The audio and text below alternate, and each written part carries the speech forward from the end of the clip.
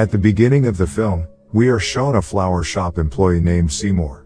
Seymour isn't alone in the shop, he has a colleague named Audrey. But the difference is Audrey is well cared for by Mr. Mushnick, the shop owner. Meanwhile, Seymour was constantly scolded by Mr. Mushnick for his careless work habits.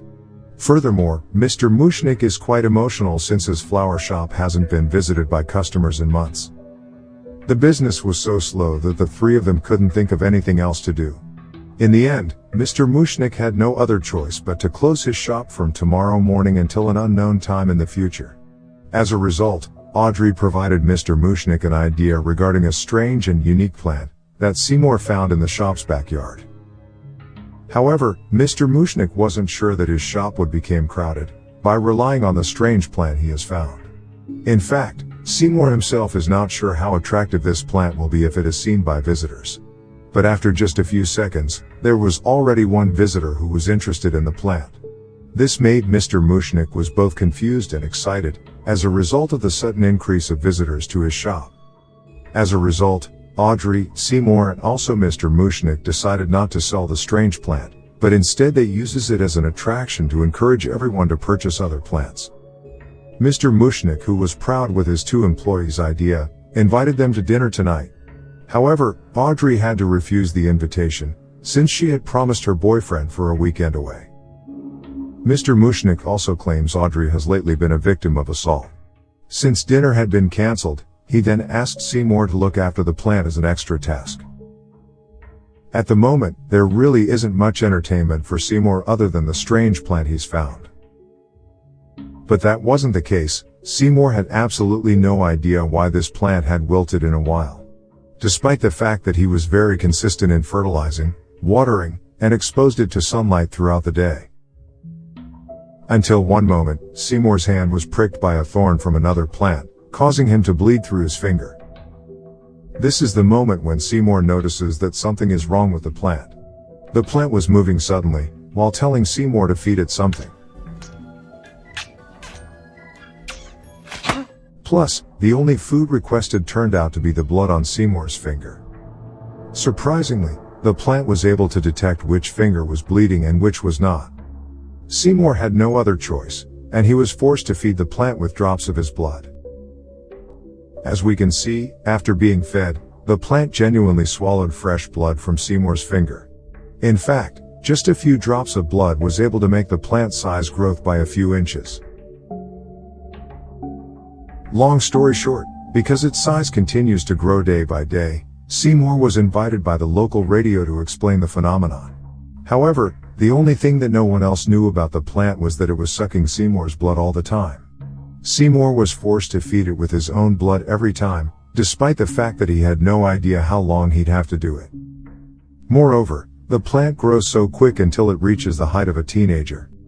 This attraction makes local residents excited to come to the shop, which keeps Mr. Mushnick busy to serve them. Mr. Mushnick also doesn't seem to care about Seymour at all, despite the fact that Seymour has made significant sacrifices. As a result, Audrey, who had become Seymour's only confidant, planned to take him for a walk that night. After that, the scene switches to Audrey's boyfriend, Orrin. He works as a dentist and has a habit of using violence in the course of his profession, which causes his patients to be traumatized and unwilling to return. Seymour, who was excited to spend time with Audrey, suddenly approached by Orrin in front of his house. From here, it turns out that Seymour has been living in Mr. Mushnick's flower shop all this time, since he had no family in the city. He had also witnessed how Orrin treated Audrey. In other words, this proves Mr. Mushnick's claim that Audrey had always been a victim of her boyfriend's aggression. Seymour's plan was therefore cancelled, and he returned to his daily routine of spending time with his strange plant. However, just as he was about to go to sleep, the plant suddenly wilted again. Following that, he was shocked to hear the plant was able to speak. Of course, the plant immediately told Seymour that it was time to feed it. The problem is, no matter how Seymour continues to refuse and avoid, the plant kept forcing him to find it a food. Seymour didn't really know what to do at the time. He then saw Orrin, who was forcing Audrey to walk home as a punishment. Seymour, who saw this, could no longer hold his emotions, and he eventually set up a plan to carry out an assassination. The next day, he deliberately came to Oren's workplace and pretended to be a patient. But before that, he had to wait for Oren to finish treating one of his patients. After minutes of waiting, it was now his turn. Before dealing with Seymour, Oren put on the gas mask he had just bought while traveling with Audrey. I'm not sure what his purpose was, but what is clear that Seymour immediately took advantage of the situation to shoot Oren. However, the problem is he doesn't dare to kill people, and Oren was finally killed by his own mask right away. As a result, the body of Oren who had died was dragged by Seymour far away from the place, until he arrived at the flower shop. Oren's body then was dragged back into the backyard to be cut into pieces. Mr. Mushnik, on the other hand, seems to have been away and is now walking towards his house to return home. Plus, his house was just next to his shop, causing him to hear Seymour's axe swinging. As a result of his curiosity, Mr. Mushnik then went to find out, and he saw Seymour dismembering someone's body. After that, he immediately fed the plant with Oren's body. As the day passed, Seymour, who was worried about his actions, saw Audrey, who was being approached by two policemen. It turned out that the two policemen questioned Audrey regarding the disappearance of Oren, who was not working today. When Seymour heard of this, he told Audrey to forget about Oren, who was always assaulting her. Plus, Audrey admitted that she actually couldn't stand Oren's presence anymore. Seymour then confessed his feelings to Audrey, while soothing her with all kind of seduction. After that, Seymour, who had finished spend time with Audrey, then returned to the shop. However, he was surprised by the presence of Mr. Mushnik, who was already in the basement. Mr. Mushnik threatened him to take responsibility for his actions before. He revealed that he was a witness to the assassination late at previous night, and he also told Seymour to confess to the police. But in just a few minutes, Mr. Mushnik changed his mind and instead offered Seymour another solution, on the condition that he be allowed to leave town for a few months. In the meantime, Mr. Mushnik will look after the plant himself. But, Mr. Mushnik was not welcomed by the plant, which instead turned him into a meal that he ate in his own shop. A few days after the incident, instead of being a fugitive, Seymour was visited by many of TV companies. A large number of media outlets requested Seymour's signature in order to have interviews with him. At this point, the plant had grown to the point that it was touching the shop's ceiling. When the interview was about to start, the plant suddenly wilted again, leaving everyone confused.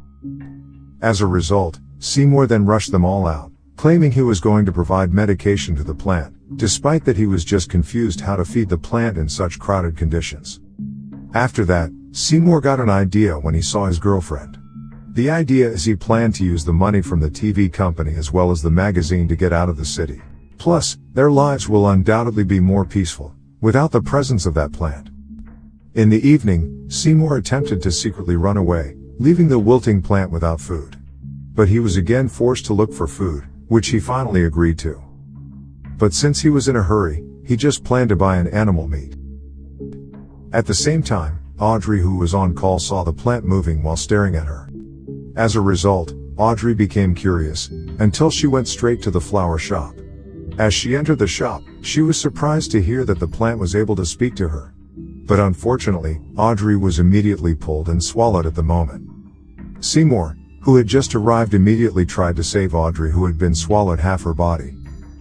Well, despite the fact that Audrey was successfully rescued, but in the end, she had to die because of the poison from the plant's mouth. He was sad because the only woman he loved had to die in front of his eyes. Seymour, with a broken heart, made Audrey the last food for the plant. Once Seymour finished feeding the plant, he was at a loss for what to do, so he rushed to the top of the building and decided to commit suicide. However, he was surprised by the presence of journalists who was already on the rooftop. The reporter admitted he had taken some parts of the plant at the time of the interview. The result of his actions were not in vain, since he managed to grow a similar plant in his house. Even worse, the journalists who had been tempted by $1 decided to produce the plant in large quantities. And of course, he will sell these plants to everyone who are tempted to have them. They had not yet realized the disaster for humanity would soon occur as a result of this idea. At the same time, the plant's mother grew much larger than before. Plus, the mother plant produces a large number of offspring. In the end, Seymour, as a keeper for the plant, was eventually devoured alive.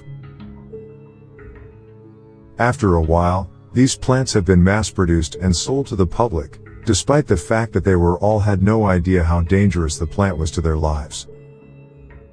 In just a few days, the plague of giant plants had started, which caused life in the city to fall in an instant. They had to witness such a large man-eating plants had taken over the city instead of zombies. All the giant plants had threatened human life, no matter the place or situation. And the film ends.